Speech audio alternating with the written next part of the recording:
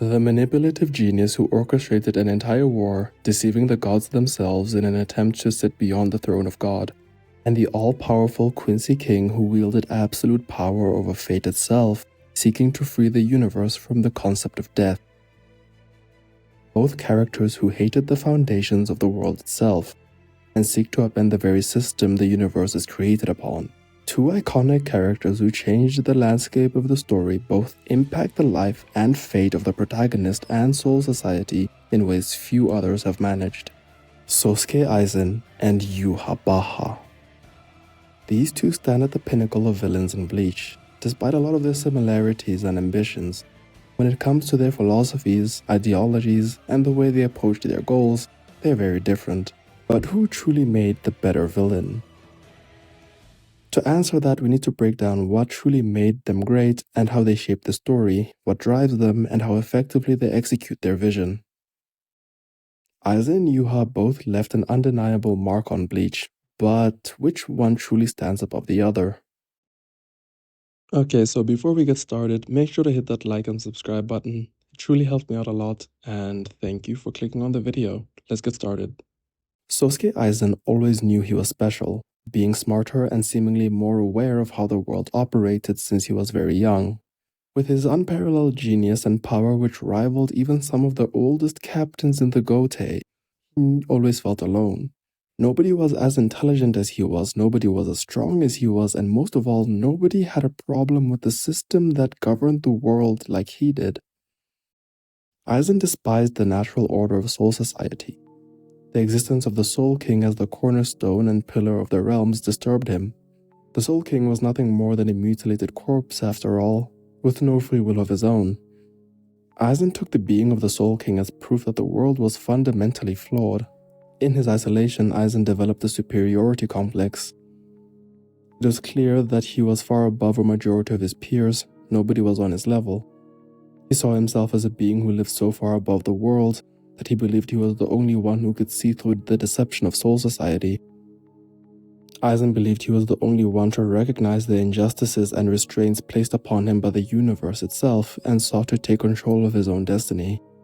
This complex gave birth to a desire to sit at the top, to sit at a higher plane of existence, above humans, Shinigami, Hollow, very Soul King himself, and above it all. Unlike the other captains, Aizen couldn't bring himself to accept the Soul King as the reason the world exists, that the main thing keeping it all together is a being with no free will of his own. Aizen then begins working on an artifact named the Hogyoku, something he believed would allow him to transcend the realms of Shinigami and Hollow entirely. Aizen's obsession with the Hogyoku wasn't just about physical power, but transcending past the restraints he believed was given to him by the world he thought was far beneath him. In the beginning of the Soul Society arc, we meet Aizen as the kind and sweet captain of the 5th Division. Everyone looked up to and loved Aizen, especially a character named Momo who had a much greater infatuation with Aizen. Later on in the arc, we discover he's been murdered, his bloody corpse pinned to the wall with a sword sticking out of his chest. This causes concern around the Soul Society as killing a captain, especially in such a gruesome way, is basically unheard of. Everyone believing the suspects are Ichigo and his comrades who invaded the Soul Society in their mission to retrieve Rukia, who was on death row for giving her Shinigami powers to Ichigo in a desperate situation back in chapter 1 of the manga. We then discover that Aizen never died. Momo approaching him, relieved that he's alive, and after a short embrace, Aizen stabs Momo in the chest, attempting to kill her. Another character, Captain of the 4th Division, Retsu Unohana, discovers something fishy with his corpse, as she was in charge of the autopsy and she begins to investigate. Later, finding Aizen and his subordinate Ginichi Maru, the captain of the 3rd Division, she decides it would be better not to engage in combat with Aizen and Gin, the two of them escaping and heading towards their true target, Rukia Kuchiki. After the main events of the arc, Ichigo manages to save Rukia from her execution, and we are told that the true reason for Rukia's execution being so soon was not because she shared her Shinigami abilities with Ichigo, but because Aizen required the Hogyoku which he placed inside Rukia's body. This moment is when we finally get Aizen's betrayal and the beginnings of his insurrection of Soul Society. He rises with the golden light shone upon him, a visual representation of what he hopes to achieve. After the Soul Society arc, we enter the Wako Mundo arc and Karakura Town War arc. We are told that Aizen has been using the Hogyoku to create Shinigami Hollow hybrids, his test subjects to verify whether this thing he made actually worked. He forms a group with the 10 strongest hybrids called the Espada, a group with multiple fan-favorite characters such as Ulquiorra, Grimmjow, Haribel, Stark, just to name a few. In an attempt to lure Ichigo into Wako Mundo, the realm in which hollows are born and reside, Aizen sends Espada number 4, Ulquiorra, to kidnap one of Ichigo's closest friends, Orihime. Ichigo's group, ignoring the orders and advice from head captain Yamamoto, infiltrate Wako Mundo in an attempt to save Orihime.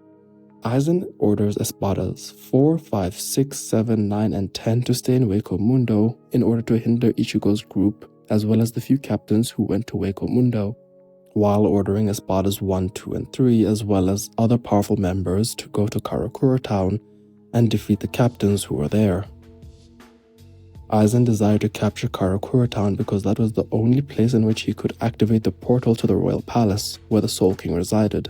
During the battle which ensued, Aizen's fusion with the Hogyoku is complete and he evolves beyond Shinigami and Hollows. He is then eventually betrayed by Gin Ichimaru attempting to kill Aizen, revealing he was never on his side to begin with.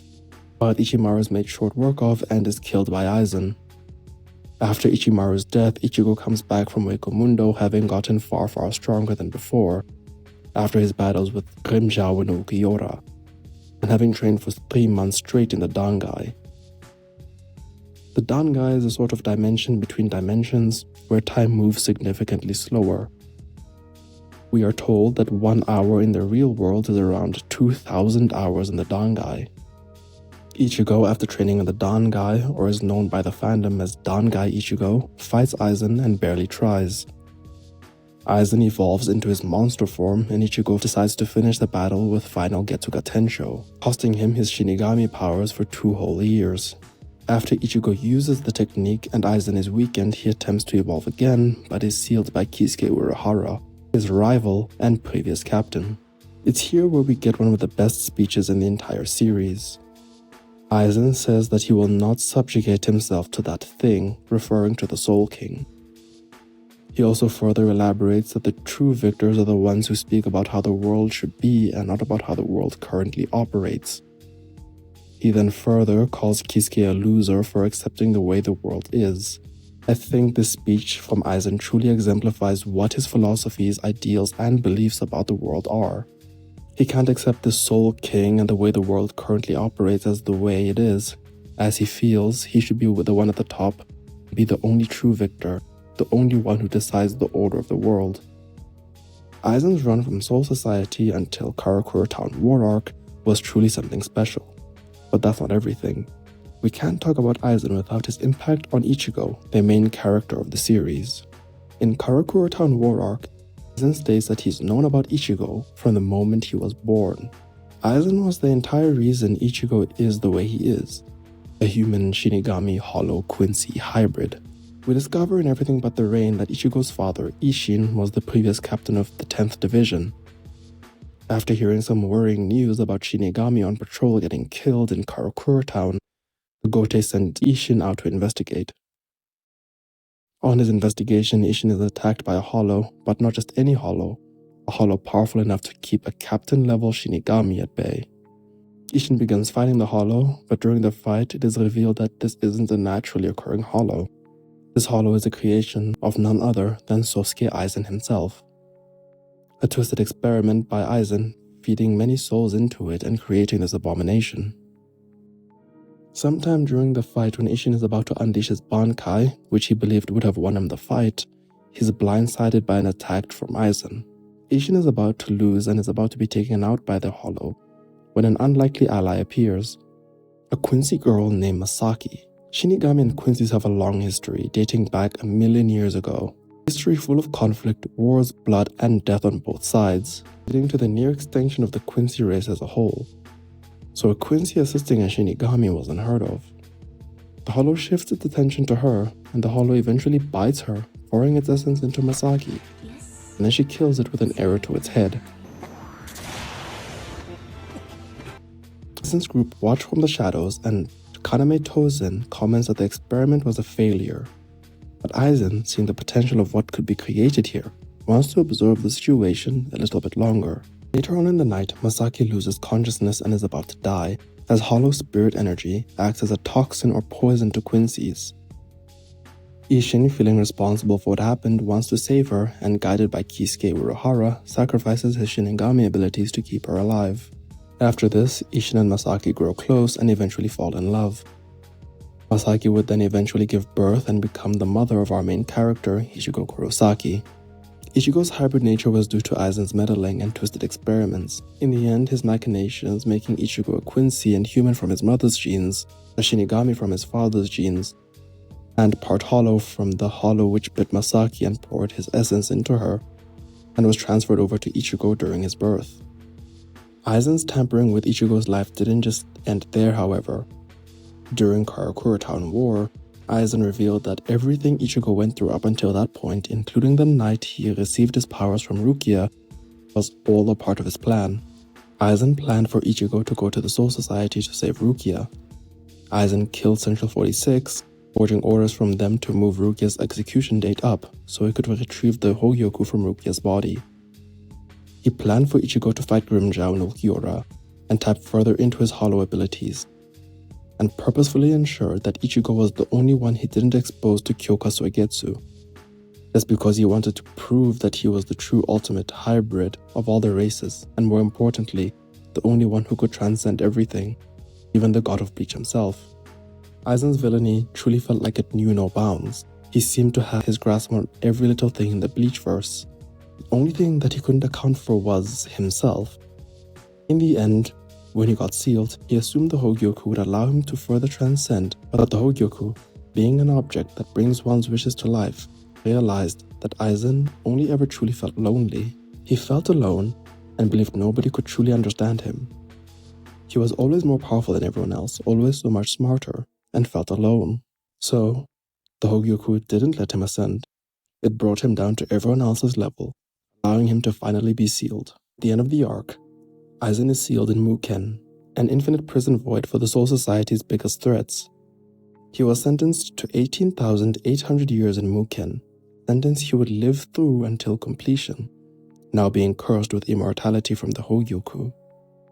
Aizen wanted to stand above all, the one at the top, and ended up being imprisoned in the lowest depths of Soul Society, truly alone, for millennia to come.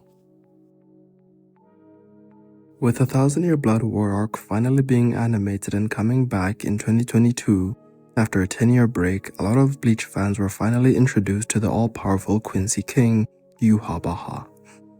Yhwach is the son of the Soul King, the god of the Bleach universe. We discover in the light novels that a million years prior to the events of the story, the universe was just a giant soup of all the realms of Bleach. There was no order in the world, and death wasn't even a concept. Things just existed perpetually. The main beings in the world were giant hollows known as Menos Grande, as well as other souls which were hunted by these beasts. But there existed one being, a being so powerful he put an end to the reign of terror of the Menos, a being who was the perfect hybrid between every race, the Soul King. We learn in the anime that his name was Adonais. Adonais was so powerful, he drew the attention of the 5 nobles who were the ancestors of the 5 noble Shinigami families we know of today in Bleach. The nobles were threatened by Adonais. His actions were only ever seemingly good, but they felt they couldn't trust him. They devised an idea to remove all of the Soul King's limbs and organs and seal him away forever, which they did with little to no struggle from Adonais. The Shinigami ancestors sealed him away, using his body and powers as the pillar for the realms they split the world into. In splitting the world and restraining him, the Shinigami introduced the concept of death and reincarnation into the world. Sometime before his sealing, the Soul King had Yhwach. Whether Yhwach is a clone of Adonais or his actual son isn't explained. Neither is with who or how Yhwach was made. But in the anime, we get confirmation that Yhwach was born before the Soul King was sealed. Yhwach is then at some point sent to the world of the living as a baby.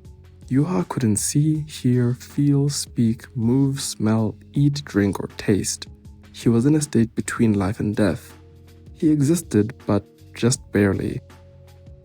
Over time, people found that if they touched the baby, their ailments and disabilities would be healed, cured, or fixed. But after, the people who were cured would die months, weeks, or even just days after making contact with him. But as people touched the miracle baby and they die, he'd regain some of his own abilities. Over time, his senses returned, and then he could hear again. And then he noticed that people around him would worship him and call him by the name of the god they worshipped. And so he took that name as his own, Yhwach.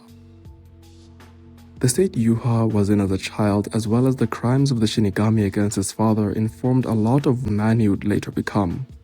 Yhwach fears nothing more than death and despises the people who introduced the concept of death into the world, the Shinigami. We are told in Can't Fear Your Own World that Yhwach's ultimate goal was to kill his father, the Soul King, reducing the world back to its primordial state without death or even the concept of death.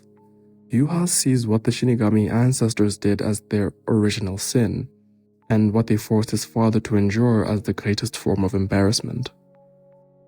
Unlike Aizen, Yhwach doesn't seek to be in control or even be at the top of the worlds. Yhwach wants to destroy the worlds. He doesn't want order in which he's in power, he wants an end to all order, the order which relies on the suffering and constant embarrassment of his father to operate. We're first introduced to Yhwach in the story after a select group of his army declare war on the Soul Society and Shinigami, killing the vice captain Chojuro Sasakibe in the process. The group of Sternritter, the name of Yhwach's army, return to the Schattenvierreich, where two of them begin squabbling, and Yhwach kills one of them as an example, stating immediately after that he hates conflict. Shortly after the declaration of war, the Shinigami begin war preparations but are blindsided by a sudden and brutal attack from the Quincy army. The first invasion of the Quincy was an absolute massacre. The Shinigami were woefully unprepared, and it resulted in one of the bloodiest, one-sided, swift slaughters and defeat of thousands of Shinigami we've ever seen. I'm not sure I'm doing the first invasion justice by just talking about it. Multiple Captain-class Shinigami were left in critical condition, including Byakuya Kuchiki and Kenpachi Zaraki, two of the strongest Shinigami in the entire series. 5 of these Captain-class Shinigamis got their Bankai stolen, and the single strongest person born in the last 1,000 years, Head Captain Yamamoto, was one-shot by Yhwach. His corpse disintegrated in its entirety, and the only thing left being fragments of his Zanpakuto. In terms of deaths, the Quincy killed over 3,000, and the Shinigami only managed a measly 5. Even the main character, Ichigo, who everyone was relying on to put a stop to this, was embarrassed by Yhwach, only being saved because Yhwach's time limit outside the Schattenvierreich ran out and they needed to retreat. Yhwach's first impression was chilling. Bleach was always known as the series where nobody really died. Going from that to this was absolutely gut-wrenching. Multiple fan-favorite characters were either dead, dying, or had no real way to fight back against the threat. It was clear that the Shinigami needed a way to fight the threat of the Quincy, all of the captains training and utilizing the little time they had before Yhwach's inevitable return. During his training, Yhwach and the audience discover something even more disturbing. I'm pretty sure everyone who read or watched Bleach felt like Yhwach looked familiar. The flowing cape, the long dark hair, the buck beard. We've all seen these features before. Old Man Zangetsu, the spirit who guided, trained, and resided inside Ichigo's blade, is revealed to be a clone of Yhwach. Well, not exactly. A piece of Yhwach resides inside the soul of every Quincy, every single one, including people who are just part Quincy like Ichigo Kurosaki. This piece of Yhwach watched over Ichigo his entire life. After being with Ichigo through all of his struggles and his journey, Old Man Zangetsu began to stray further away from Yhwach's original ideals and actually began supporting Ichigo. This plot twist leads to the end of The Blade is Me, where Ichigo gains access to his true Zanpakuto powers. Shortly after The Blade is Me, the Quincy invade the Soul Society once more, Yhwach seeking to rid the world of the Shinigami and enter the royal palace. Yhwach uses the gateway opened by Ichigo to ascend to the royal palace. He and his elite guard begin a tense battle with the Zero Division.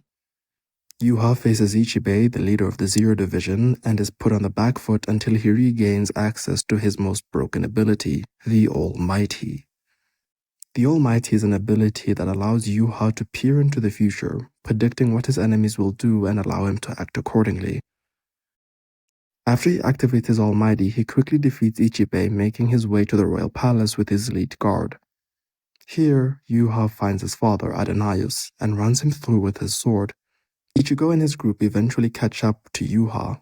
After a short fight in the anime, Yhwach manipulates the Quincy blood running through Ichigo's veins and forces him to cut the Soul King in half, killing him and dooming the realms. Yhwach absorbs the power of the Soul King as well as the right arm of the Soul King, becoming the strongest being in the universe, quite literally a god. At the end of the arc, we get the inevitable fight between Ichigo and Yhwach. Ichigo is overpowered but starts gaining an advantage until he activates Bankai, which Yhwach snaps immediately. It's here where Yhwach reveals the true power of the Almighty is not just to gaze into the future, but to alter it to the user's liking. Yhwach gains the advantage again, utterly embarrassing Ichigo, and once Ichigo falls into despair, he absorbs all of his powers.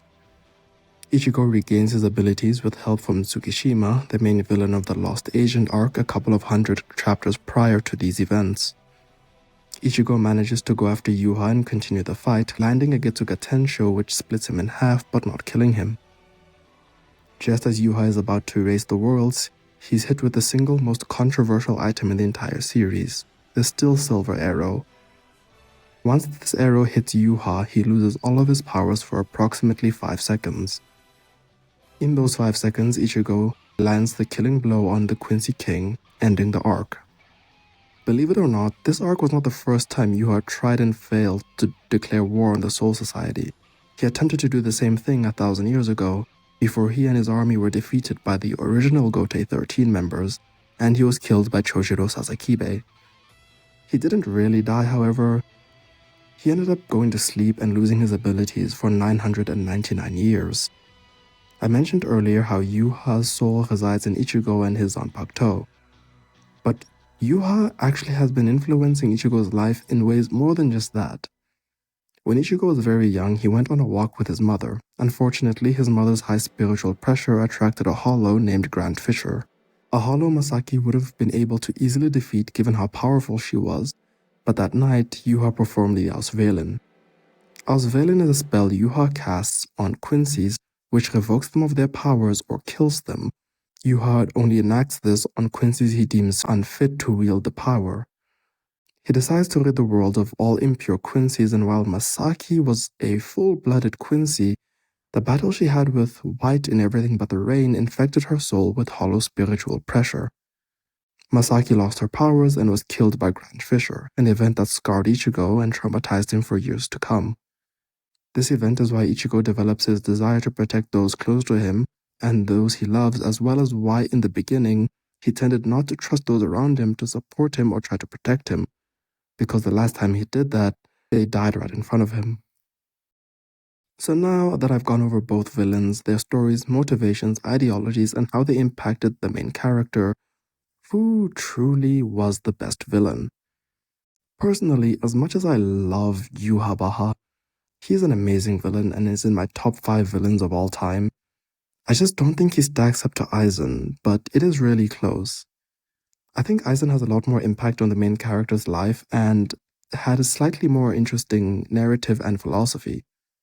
I do think the war on the Shinigami was done better with Yhwach. They truly felt like a genuine threat and made me question which characters would make it out alive. And the 1,000-Year Blood War arc is still one of my favorite arcs of all time. I absolutely love it. But hey, that's just my take on it. Let me know what you guys think. Did I miss anything? Is there anything you disagree with? Who do you think is the better of these two? Let me know in the comments, and be sure to like and subscribe if you made it this far into the video. I appreciate you and your support. Well, that's all from me. This has been Dufty. Bye.